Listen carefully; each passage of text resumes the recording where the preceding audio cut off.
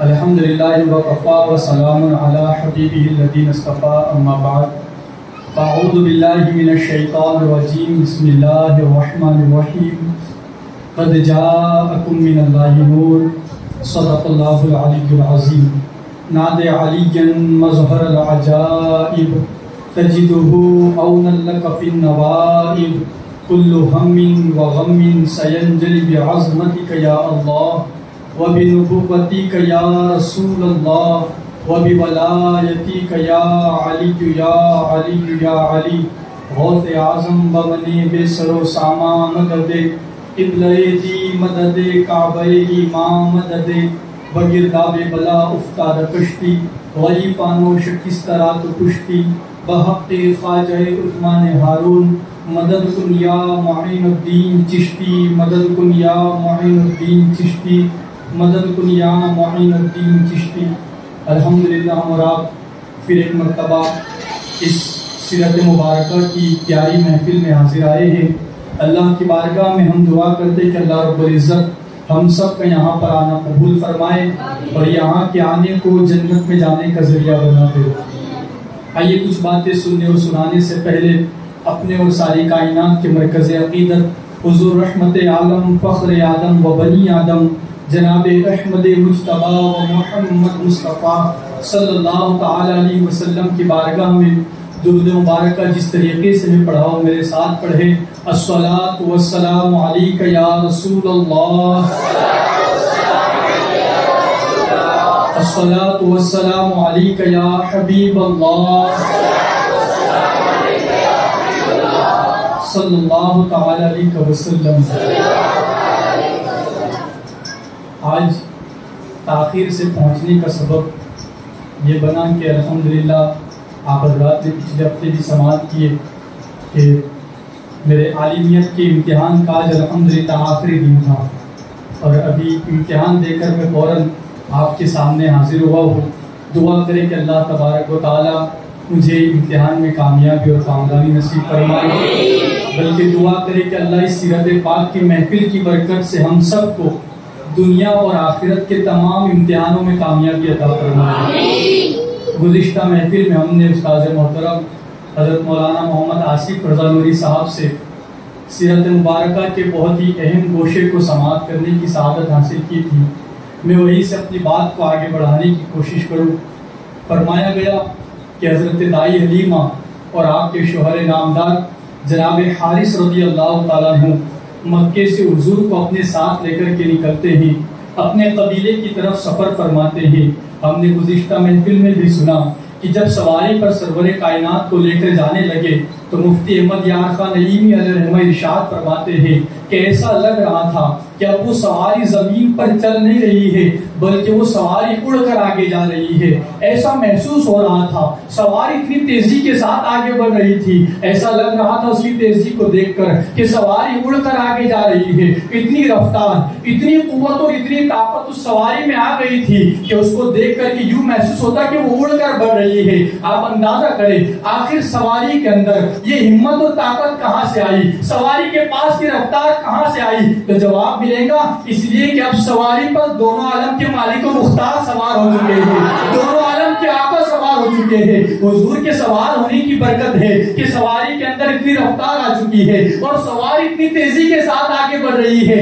پتہ چلا اگر ہمارے دلوں میں بھی حضور کی سچی محبت بیٹھ جائے تو ہمارے قدم بھی تیزی کے ساتھ مسجد کی طرف بڑھنے والے ہوں گے، ہمارے قدم بھی تیزی کے ساتھ سیرت پاک کی محفل میں آنے والے ہوں گے۔ پھر آپ اندازہ کریں دنیا میں ہزاروں سفر ہوئے ہیں، ہزاروں سفر لوگوں نے طے کیے ہیں۔ دائی حلیمہ سے پہلے بھی مکے میں سفر ہوئے ہیں اور دائی حلیمہ کے بعد بھی ہوئے ہیں۔ دائی حلیمہ سے پہلے بھی دائیوں کا قافلہ مکے میں آیا ہے اور دائی حلیمہ کے بعد بھی آیا ہے، مگر آپ تاریخ اٹھا کر کے دیکھیں کسی کتاب میں ہمیں کسی اور دائیوں کے تذکرے نہیں ملتے، کسی اور قبیلے کے تذکرے نہیں ملتے، کسی اور خاتون کے آنے کے تذکرے نہیں ملتے، کسی اور سفر کے تذکرے نہیں ملتے، مگر دائی حلیمہ کی عظمتوں پر قربان سیرت پر لکھی جانے والی ہر کتاب میں ہمیں دائی حلیمہ کے تذکرے نظر آتے ہیں۔ دائی حلیمہ کا نام نظر آتا ہے، دائی حلیمہ کی زندگی کے احوال نظر آتے ہیں، دائی حلیمہ کے سفر کے تذکرے نظر آتے ہیں۔ آخر دائی حلیمہ کے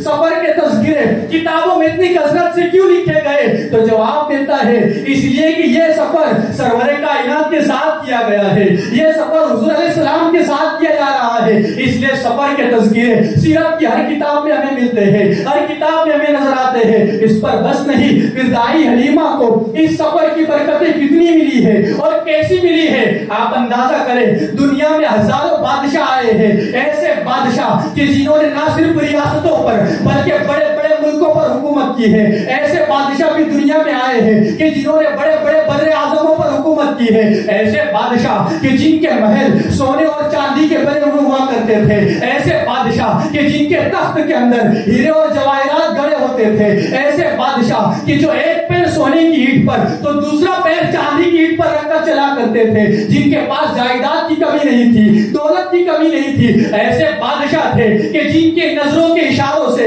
لوگوں کی زندگی اور موت کے فیصلے ہو جایا کرتے تھے۔ مگر بعد میں ان بادشاہوں کے تذکرے بھی موجود نہیں ہے، ان بادشاہوں کے محلات مٹ چکے ہیں، ان کی جائیداد مٹ چکی ہے، ان کے تخت و تاج ختم ہو چکے ہیں، ان بادشاہوں کی قبروں کے نشانات بھی مٹ چکے ہیں۔ لیکن دائی حلیمہ کی عظمتوں پر قربان جائے، دائی حلیمہ قبیلہ بنو سعد کی سب سے غریب خاتون ہے، کوئی دولت نہیں ہے، کوئی سرمایہ نہیں ہے، حتیٰ کہ غریبی کا یہ عالم ہے کہ گھر میں چراغ جلانے کے لیے، چراغ میں ڈالنے کے لیے تیل بھی موجود نہیں ہے، خود بھی کمزور ہے، آپ کی بکریاں بھی کمزور ہے، آپ کی اونٹی بھی کمزور ہے، اور دودھ کی کمی کی بنا پر آپ کے بچے بھی رو رہے ہیں، اتنی غریب خاتون ہے۔ لیکن آپ اندازہ کریں بڑے بڑے محلوں میں رہنے والے بادشاہوں کے نام و نشان دنیا سے مٹ چکے ہیں، لیکن دائی حلیمہ کے تذکرے آج بھی کیے جا رہے ہیں، دائی حلیمہ کو آج بھی یاد کیا جا رہا ہے، دائی حلیمہ کے تذکرے آج بھی زندہ ہے۔ ہر مفسر جب تفسیر لکھتا ہے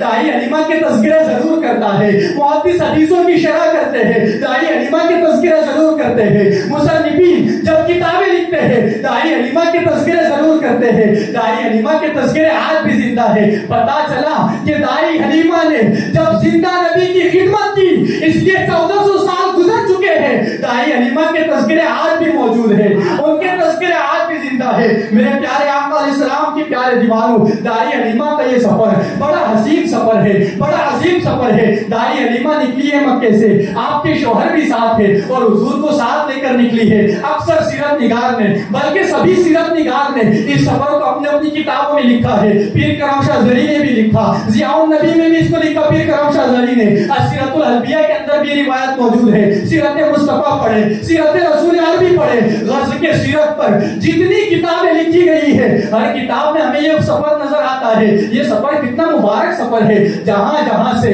حضور کی سواری گزر رہی ہے وہاں نور کا حالہ بنتا نظر آ رہا ہے، وہاں ذرہ ذرہ معطر ہوتا نظر آ رہا ہے، ذرے ذرے سے خوشبو نکل رہی ہے۔ یہ وہ مبارک سفر ہے کہ جس سفر نے دائی حلیمہ کی زندگی کو روشن کر دیا ہے۔ یہ ایک ایسا سفر ہے جو سفر اندھیرے سے نکال کر کے اجالے کی طرف لے جا رہا تھا، یہ ایک ایسا سفر ہے جو سفر غریبی سے نکال کر فراوانی کی طرف لے جا رہا تھا، یہ ایک ایسا سفر ہے کہ جو سفر دائی حلیمہ کو غریبی کی چکی سے نکال کر امیری اور فراوانی کی طرف بڑھا رہا تھا۔ یہ بڑا عظیم سفر ہے، یہ وہ سفر ہے کہ جس سفر نے دائی حلیمہ کی زندگی کو بھی روشن کر دیا، جس سفر نے دائی حلیمہ کے بچوں کی زندگی کو بھی روشن کر دیا، جس سفر نے دائی حلیمہ کے گھر کو بھی روشن کر دیا، جس سفر نے بلکہ دائی حلیمہ کے قبیلے کو بھی روشن کر دیا اور دائی حلیمہ کے قبیلے کو بھی معطر کر دیا۔ کیسے معطر کیا؟ جب علامہ شفیع اقاڑوی علیہ رحمہ خانہ کعبہ کی زیارت کے لیے جاتے ہیں اور زیارت کرنے کے بعد جب قبیلہ بنی سعد پر پہنچتے ہیں کہ چلو قبیلہ بنو سعد کی زیارت کرو، جب وہاں پر جاتے ہیں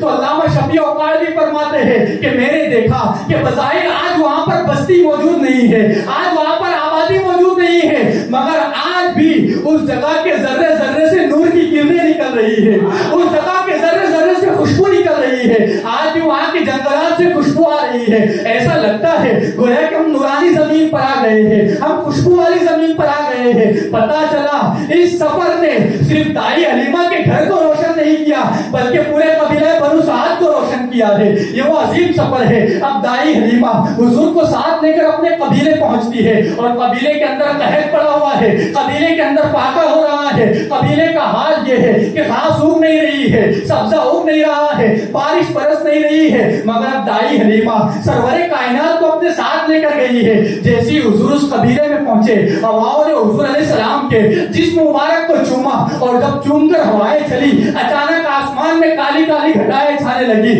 اور حضور اس قبیلے میں پہنچے کہ اچانک بارش برسنا شروع ہو جاتی ہے، بارش کا نزول ہوتا ہے۔ جناب حارث دائی حلیمہ سے کہتے ہیں، اے حلیمہ کیا تم نے دیکھا کہ ابھی یہ مبارک ہمارے قبیلے میں آئے ہیں اور ان کے آنے کی برکت یہ ہے کہ ان کے قدموں کی برکت سے بارش شروع ہو چکی ہے، بارش کا نزول ہو چکا ہے۔ اب دائی حلیمہ سرور کائنات کو اپنے گھر میں لے کر جاتی ہے۔ وہ گھر بھی کیا گھر ہے، گھاس کا بنا ہوا اور کچی مٹی کا بنا ہوا ایک چھوٹا سا جھوپڑا ہے، ایک جھوپڑا بنا ہوا ہے۔ اس جھوپڑے میں سرور کائنات جلوگر ہے۔ اللہ اکبر! اس لیے کہ میرے آقا غریبوں سے محبت کرنے والے ہیں، میرے آقا غریبوں سے پیار کرنے والے ہیں، اس لیے جو سب سے غریب قبیلہ ہے اور اس غریب قبیلے کی جو سب سے غریب خاتون ہے، سرور کائنات ان کے گھر کو پسند فرماتے ہیں اور ان کے گھر میں جلوگر ہوتے ہیں۔ میرے آقا کو غریبوں سے بڑی محبت ہے، میرے آقا کو غریبوں سے بڑا پیار ہے، اتنا پیار ہے میرے آقا کو غریبوں سے کہ بعض وقت حضور علیہ السلام نے دعا فرمائی کہ یا اللہ مجھے غریبوں میں زندہ رکھ، غریبوں میں موت عطا فرما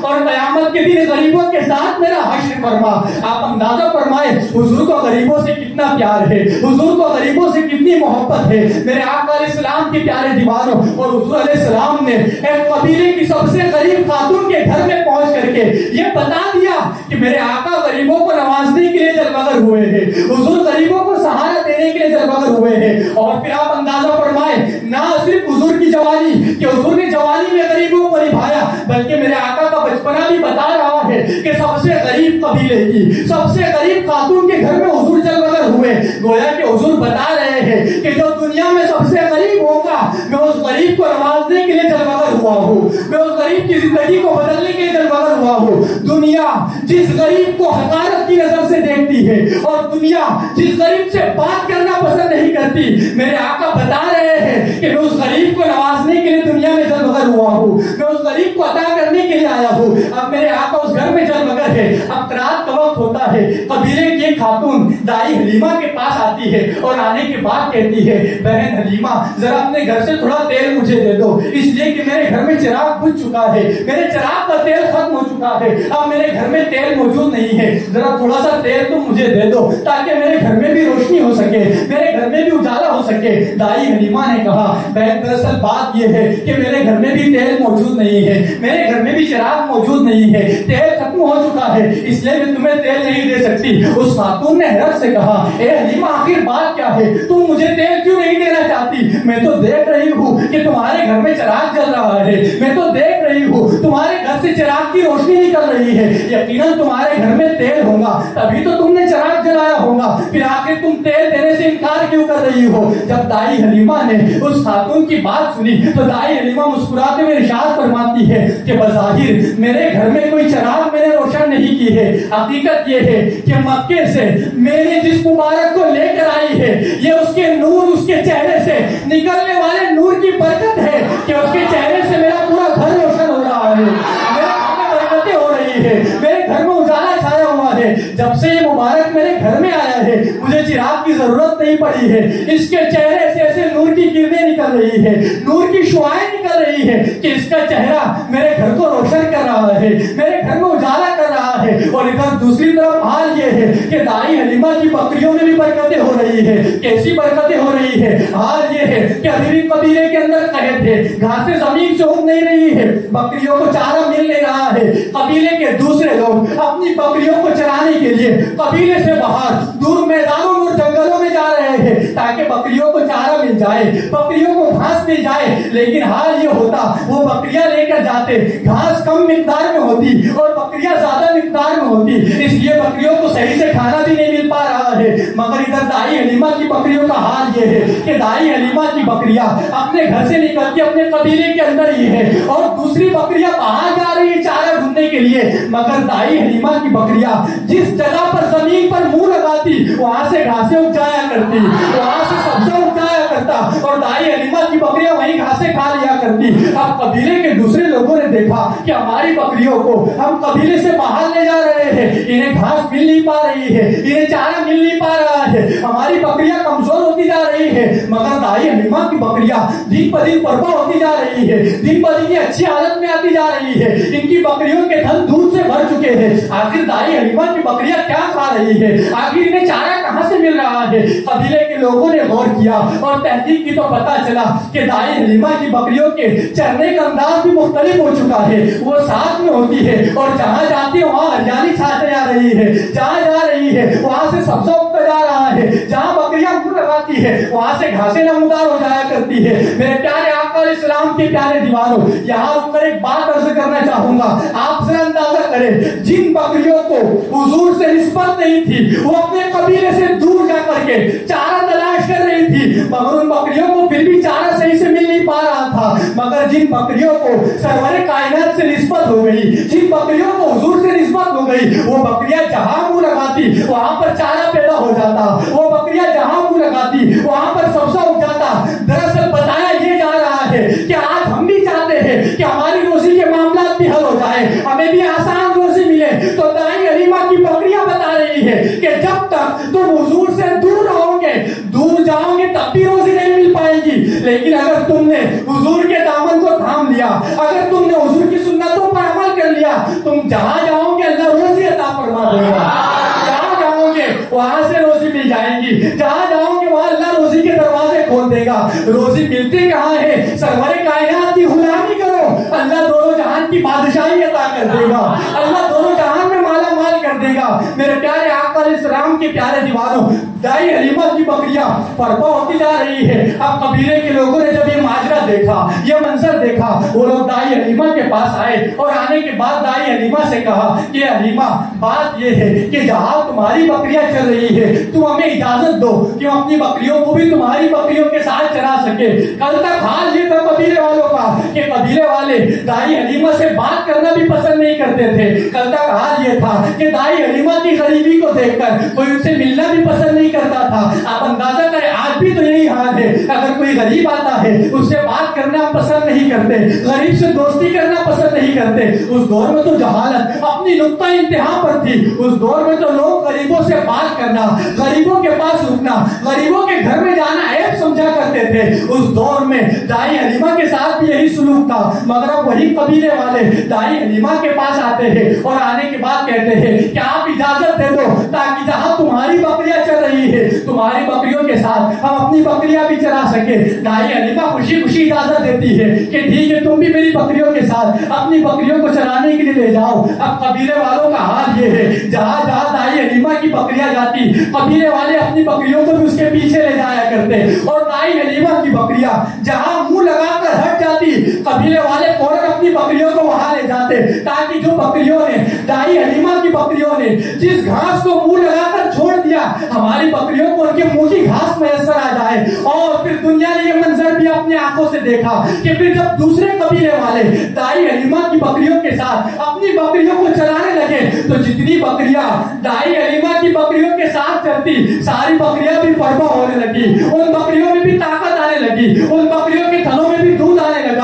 ادھر بکریوں کا معاملہ ہے اور دوسری طرف معاملہ یہ ہے کہ جب کوئی بیمار ہو جاتا اس قبیلے کے اندر تو قبیلوں کے لوگ یہ منظر دیکھ کر سمجھ چکے تھے کہ یہ بچہ جو دائی حلیمہ کے گھر میں آیا ہے یہ کوئی معمولی بچہ نہیں ہے، یہ بڑا برکتی بچہ ہے، یہ بڑا برکت والا بچہ ہے۔ اس لیے قبیلے میں اگر کوئی بچہ بیمار ہو جاتا تو قبیلے کے لوگ اپنے چھوٹے سے بچے کو لے کر دائی حلیمہ کے پاس آتی اور آنے کے بعد کہتی کہ دائی حلیمہ ہمارا بچہ بیمار ہو چکا ہے، ذرا تمہارے گھر میں جو مبارک ہے جو برکت والا بچہ ہے اس بچے کا ہاتھ ذرا ہمارے بچوں پر لگا دو تاکہ ہمارے بچے بھی شفا والے بن جائیں۔ پھر دنیا نے یہ منظر بھی دیکھا ہے کہ جب ان بچوں پر سرور کائنات کے ہاتھ مبارک لگائے جاتے اسی وقت ان بچوں کو شفا مل جایا کرتی تھی، اسی وقت وہ بچے اچھے ہو جایا کرتے تھے، وہ بیماریاں ان کی بیماریاں دور ہو جایا کرتی تھی، بلکہ اس پر بس نہیں کہ بچوں کو شفا ملتی۔ مورخین لکھتے ہیں، سیرت نگار لکھتے ہیں کہ بچپنے کے عالم میں سرور کائنات نے جن بچوں کو اپنا ہاتھ مبارک لگایا، بعد میں اللہ نے سب کو ایمان کی دولت عطا فرمایا۔ سب کے سب صحابہ کے منظر پر فائز ہوئے ہیں، صحابہ کے منصب پر فائز ہوئے ہیں۔ اور اس پر بس نہیں، میرے امام اسی لیے کہتے ہیں، ہاتھ جس سمت اٹھا غنی کر دیا، مجھے پہلے سماوت پہ لاکھوں سلام۔